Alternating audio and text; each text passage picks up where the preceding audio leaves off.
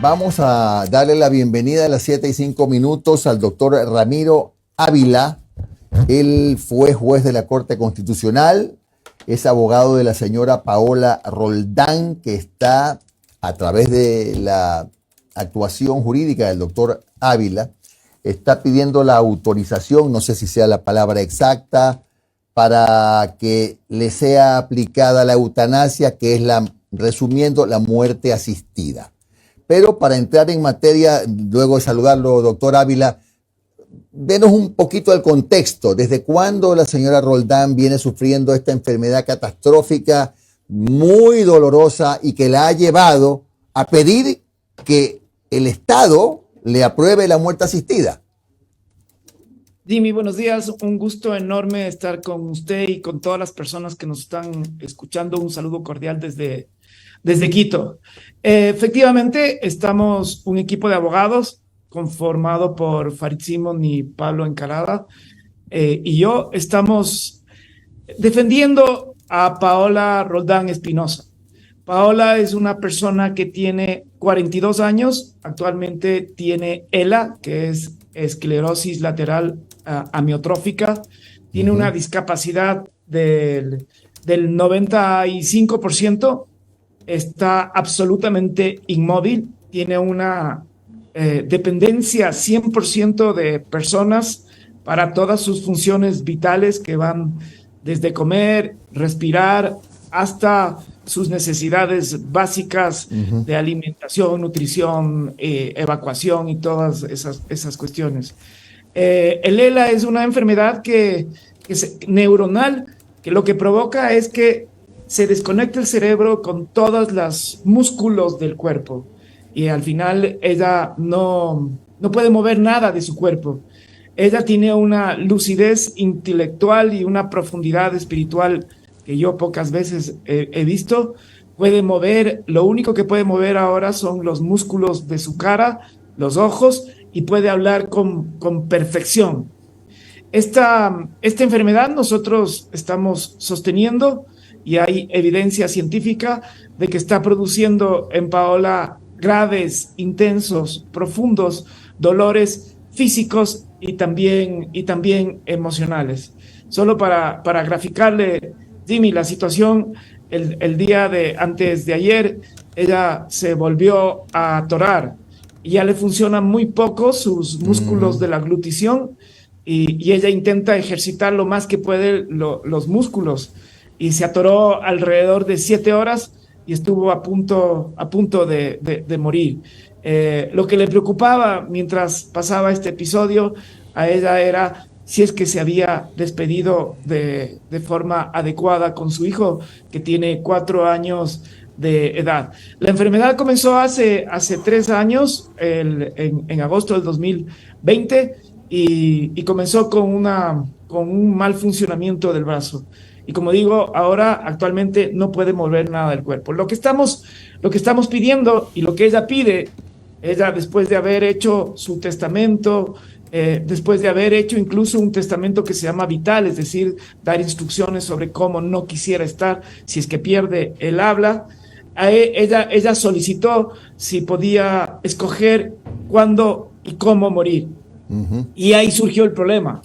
Y el problema que existe es que en Ecuador no está regulada la eutanasia y que si es que un médico provocara la muerte de una persona, ese médico incurriría en el tipo penal de homicidio simple. Es decir, un médico o personal médico, una enfermera que asista a una persona que pide morir con dignidad, estaría provocando la muerte e incurriría en una pena de 10 hasta 13 años de cárcel. La demanda de inconstitucionalidad que estamos haciendo, estamos pidiendo que la Corte declare que esa norma es constitucional, si es que se interpreta conforme al derecho a la muerte digna, y estamos pidiendo que se reconozca lo que ya ha pasado en algunos países, como en Colombia y en Perú, que establezca condiciones clarísimas, excepcionales, para cuando opera esta excepcionalidad al delito de homicidio simple. Y esas excepciones, Jimmy, son básicamente que exista un consentimiento libre e informado. El otro requisito es que exista una enfermedad grave o una lesión grave, que puede ser enfermedad catastrófica, una enfermedad terminal o una enfermedad rara, y que produzca dolores graves, intensos, insoportables de carácter físico o emocional. Cuando esto se cumpla, lo que estamos diciendo es que en esos casos los médicos existan por pedir de una persona libre y voluntariamente accedido a la muerte digna, que no sean sancionados penalmente ni administrativamente. Ese es el caso, es la situación de Paola, Jimmy. A ver, habría incluso el riesgo de, yo no soy médico, habría incluso el riesgo de que pronto empiece a perder la facultad de hablar, inclusive, O deglutir. Sí, de ingerir alimentos sola, todo eso puede pasarle, ¿no? Todo eso puede pasar, Jimmy. De hecho, esta es una enfermedad rara, muy poco investigada, muy poco conocida. El promedio de vida de las personas que tienen ELA es entre 6 y 5 años. Paola ya está sobre el promedio eso y ya tiene, digamos, una discapacidad y una dependencia total a las personas. Es probable, el médico que certificó la situación del estado de salud de Paola manifestó que alrededor de 6 meses podría haber un desenlace fatal y cualquier momento puede perder la capacidad de habla. Para Paola, uno de los límites, una de las líneas rojas es esa capacidad de habla. Actualmente usted podrá imaginarse lo que significa cuestiones que son muy cotidianas y muy comunes en la vida normal, que es rascarse una ceja, que es sacarse una lagaña, que es fregarse la nariz, que claro. es cualquiera de estas incomodidades para Paola, si no puede comunicarse, puede ser fatal. Todas las cosas que nosotros hacemos involuntariamente, nuestro cerebro opera con nuestro cuerpo involuntariamente, como rascarse cuando se pica algún bicho o alguna de estas cosas, digamos, en Paola es un ejercicio que tiene que ser una tercera persona que le ayuda. Y no se diga de las cuestiones más complejas como orinar, defecar y cosas de estas, que depende totalmente, Paola. O sea que, es decir, que la señora tiene que estar permanentemente asistida por alguien. Permanentemente, Jimmy. Y entre esas personas está su marido y están alrededor de... Siempre tiene una enfermera 24/7. Hay un equipo de 3 enfermeras que está atendiéndola a ella. Ella depende de un equipo tecnológico complejo, que es una máquina respiradora, que lo que hace es que como ella no puede transpirar ni sacar su dióxido de carbono, ella podría, si es que la máquina no funciona bien, podría morir, podría morir de asfixia o podría morir envenenada. Entonces tiene una máquina que le saca el dióxido de carbono y que le mete oxígeno limpio, que hay que cambiar, que hay que poner filtros. Paola es muy consciente que ha tenido el privilegio de tener una familia que le soporta económicamente y que le ayuda en términos materiales. Ella sabe y por eso ella ha dicho en la audiencia ante la Corte Constitucional que representa la voz de muchísimas personas que quizás no tienen como ella el privilegio de tener todas estas condiciones para poder aún sobrevivir. Si ella no tendría esto, posiblemente como muchísimos ecuatorianos y ecuatorianas hubiera muerto de negligencia o por falta de atención técnica de la salud pública. Así que Jimmy, este es un caso que no solamente es por Paola, es un caso que está develando una situación de personas en el Ecuador que están escondiendo sus cuerpos, sus enfermedades, que son la vergüenza de su familia en muchos casos, que han sido abandonados en hospitales, en casas, en el último rincón de la casa, y que sería preferible ante situaciones complejas y catastróficas como es ese tipo de enfermedades, que la gente pueda dejar de sufrir física y emocionalmente y pueda acceder a este derecho que se está pidiendo que se reconozca, que es el derecho a la muerte digna, muerte dulce o también conocido como eutanasia. Claro. Ahora, ¿cuándo estiman ustedes que ya estará listo, no sé, el pronunciamiento? ¿Tiene un límite, una fecha, el pronunciamiento de la Corte Constitucional?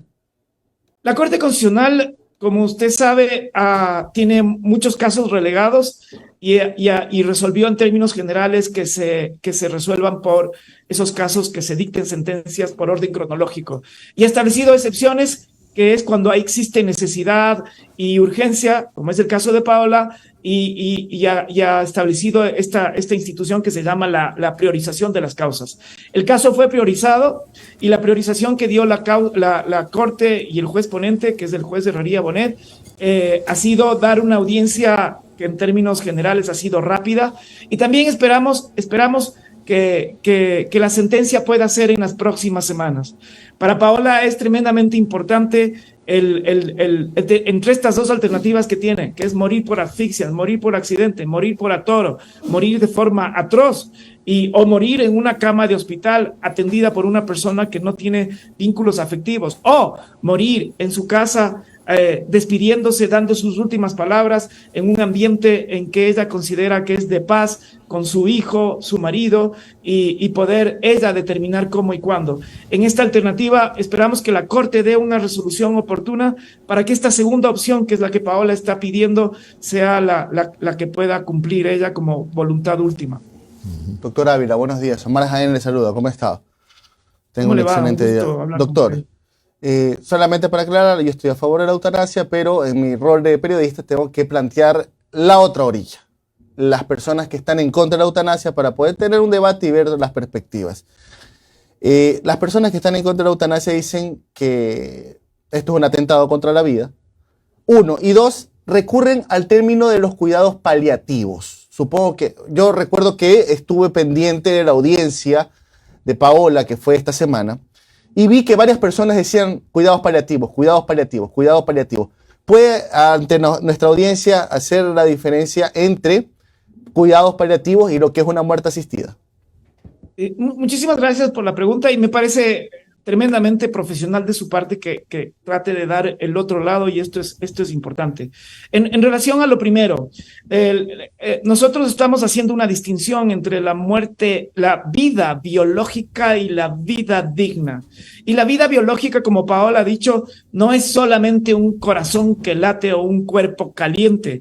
La vida biológica, que es la que está protegida por el derecho, por la inviolabilidad de la vida en la Constitución y en el Código Integral Penal, tiene que complementarse con la vida digna. Y la vida digna tiene que ver en que las personas tienen que tener la capacidad de saber cómo viven, cómo se desarrollan, qué planes de vida tienen, y también cuánto pueden soportar el dolor. Estamos sosteniendo, y Paola lo ha dicho varias veces, en que un dolor que es insufrible, insoportable, ya sea físico o emocional, puede tratarse o puede considerarse como una situación indigna, humillante, como una situación cruel, inhumana y degradante. Entonces, estamos diciendo que efectivamente sí, la vida biológica se protege, pero la vida digna puede ser de libre disposición de las personas en circunstancias excepcionales. La vida es inviolable, sin duda alguna, pero también existen excepciones. Una de esas excepciones, por ejemplo, es cuando una persona mata a otra en situación de legítima defensa. Y en esos casos, digamos que es una excepción, no hay punición. Estamos diciendo que esta sea una excepción más. Solo las personas que sufren, padecen y están postradas, dependiendo de otras personas, saben lo humillante que es el atentado a su intimidad, el atentado a su vida, el maltrato cotidiano que pueden tener cuando no hay un trato adecuado. En relación a lo segundo, efectivamente, frente a personas que están sufriendo dolores graves por enfermedades o lesiones también graves, hay tres alternativas. La una es cambio de tratamiento médico o suspensión de un tratamiento médico y dejar que la muerte natural venga. Esto ya está permitido en el sistema jurídico ecuatoriano, y la Corte Constitucional también ya lo admitió en el caso de la sentencia acceso a medicamentos. Esto es lo uno. Lo otro, los cuidados paliativos, es verdad que puede ser una alternativa, sin duda alguna, pero tiene que ser considerada como algo complementario. Paola ha dicho varias veces, por ejemplo, que no hay pastilla para el sufrimiento emocional. Ella, por ejemplo, grafica y dice, y esto pasó la semana pasada, Paola, su hijo estaba con una gripe muy fuerte, estaba con fiebre, lloraba y estaba pidiendo a gritos atención, y ella decía que tenerle cerca a su hijo y no poderle siquiera dar una caricia, no poder mover su mano, es un trato, es un dolor emocional enorme. Y ella ha dicho que los cuidados paliativos, a veces cuando los dolores son tan intensos como los que tuvo ella ahora, que se atoró hace 2 días y que tuvo que ser prácticamente sedada para aguantar el dolor de lo que significaba extraerle, aspirarle el alimento que se le había quedado en su garganta. Por ejemplo, ella dice que ahí cuando toma sustancias que le producen, sí, alivio a lo físico, ella tiene, dice, una nube en la cabeza que no le permite actuar, no le permite interactuar, que está como oída, que no puede controlar lo que habla, y para ella ese tipo de cuidados paliativos no son suficientes y tampoco son necesarios en ciertas circunstancias. Entonces yo lo que le diría es que el cambio de tratamiento, los cuidados paliativos y la eutanasia son 3 elementos que tienen que actuar de forma coordinada y complementaria para atender y suplir los dolores físicos. Doctor. Hay dolores tan grandes, y esto solo lo entienden quienes lo han padecido, han tenido familiares cercanos, que son tan profundos que solo la muerte puede aliviar. Y esto es lo que estamos sosteniendo en la demanda. Doctor, le voy a leer, estuve buscando aquí en unas páginas de internet de sectores que están opuestos a la eutanasia, y se lo voy a leer textualmente. Dice: la ley debe proteger a los más vulnerables. Dice: las decisiones personales tienen siempre una dimensión colectiva, especialmente cuando requieren la intervención de terceros, como en la eutanasia o la asistencia al suicidio. Enfrentar a la muerte y acelerarla es un comportamiento raro y solitario, que reivindican unas personas decididas, pero que serían un peso para las más frágiles. Personas aisladas, ancianas o inmigrantes, sometidas a todo tipo de presiones familiares, sociales, incluso médicas. En una sociedad que prima la eficacia y puede valorar como una carga a una parte significativa de la población. Es decir, digamos, no hablemos solamente del caso de Paola, que es importantísimo y es la base de todo esto. Imaginemos una sociedad con la eutanasia despenalizada como tal. ¿Qué puede garantizar que no haya una limpieza social a punta de eutanasia? Eso es básicamente lo que nos quiere decir este fragmento. ¿Cómo evitar que haya el abuso? El pobre que cae enfermo, dale de baja. El anciano que ya no puede ser independiente en sus comportamientos, dale de baja. ¿Cuáles son los límites para impedir estos abusos? Efectivamente, siempre puede existir abusos en cualquier tipo de comportamiento humano. Esto pasa con la corrupción, que está prohibida. Esto pasa con los delitos, que también están prohibidos y penados. Digamos, siempre en el ejercicio de derechos la libertad puede superar los límites. Esto pasa en todo sentido y en todo momento. Así que, digamos, en el caso de la eutanasia, esto podría suceder, yo no puedo negar eso, pero lo que estamos diciendo es que esto sea un caso, sea una situación excepcional, y cuando existan 3 requisitos absolutamente claros, que tiene que haber una autoridad pública de salud que tiene que cumplirla y que tiene que controlarla. Ese requisito, repito, son la voluntad, la manifestación de voluntad de la persona que quiere acceder a la eutanasia. Puede haber casos en donde la persona no puede manifestar su voluntad, como se presentó en la audiencia, el caso de un señor que se llama Julio, que uno veía, solamente veía le veía a la señora que estaba interviniendo, y atrás estaba el cuerpo. Uno podía ver solo en los gestos de la persona que ya está 10 años, que tenía unos dolores y unas contracciones terribles. Entonces, excepcionalmente, quien no puede dar su voluntad tendría que ser, esto tiene que regular la corte, una persona, la responsable, la representante legal. El segundo requisito es que existan enfermedades graves que sean certificadas médicamente, igual las lesiones. Y el tercero es que exista un dolor que sea insufrible, que también sea psicológicamente certificado. La idea de si es que se logra, si es que hay una persona que muere porque es una carga, si hay una persona porque es un peso en la familia, si es que hay personas que mueren por limpieza social, esos casos serían homicidio, clarísimos. ¿Podrían encubrir la eutanasia? Me parece que eso sería lo indeseable, pero al abrir la puerta al ejercicio de un derecho, el abuso tiene que ser controlado en la eutanasia, en la vida, en la libertad, en la alimentación, en la libertad de movimiento, en todo derecho esto es posible. Y me parece que por por pensar en los posibles abusos, no regular derecho de gente que necesita, sería, me parece a mí, una inacción intolerable y que lo que provocaría más bien es tener gente que ahora, hoy en día en Ecuador, están sufriendo y padeciendo dolores y que quieren poner fin a una existencia que puede ser considerada indigna por las condiciones que les rodean y las condiciones que ya no quisieran vivir. Doctor, dos últimas interrogantes y en honor al tiempo de manera muy concreta. Uno, algo muy parecido a lo que pasa con lo que es el aborto. ¿Qué pasa en el caso que se despenaliza? Ya no se sanciona a los doctores, pero hay un doctor que objeción de conciencia. Dice, yo no quiero participar de esto. ¿Puede ser esa persona demandada por no querer brindar este tema de la eutanasia? Ha hecho usted un símil interesante con el aborto y tiene alguna semejanza con el aborto en el sentido de que lo que se pide en los dos derechos, el aborto y la eutanasia, es que cada persona autónomamente tenga control sobre su cuerpo. La objeción de conciencia es un derecho válido, sin duda alguna, y creo que tiene que ejercerse en lugares donde hay más de un médico que pueda proveer el servicio o pueda atender el derecho. Pero si es que hay un solo médico y esa persona tendría que garantizar el ejercicio de un derecho, en este caso la muerte digna, ese médico, si es el solo y el único, el derecho de la persona está por sobre lo médico.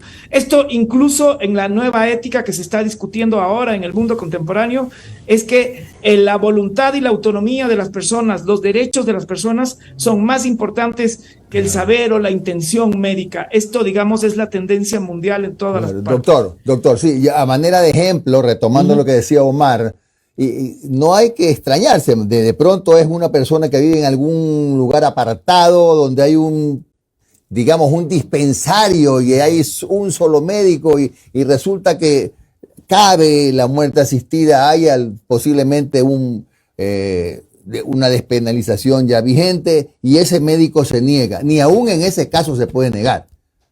No podría, Jimmy, entre lo que significa una objeción de conciencia y el ejercicio de un derecho y el poder parar el sufrimiento, digamos, inhumano y cruel de una persona, me parece que tiene que ceder y me parece esto es...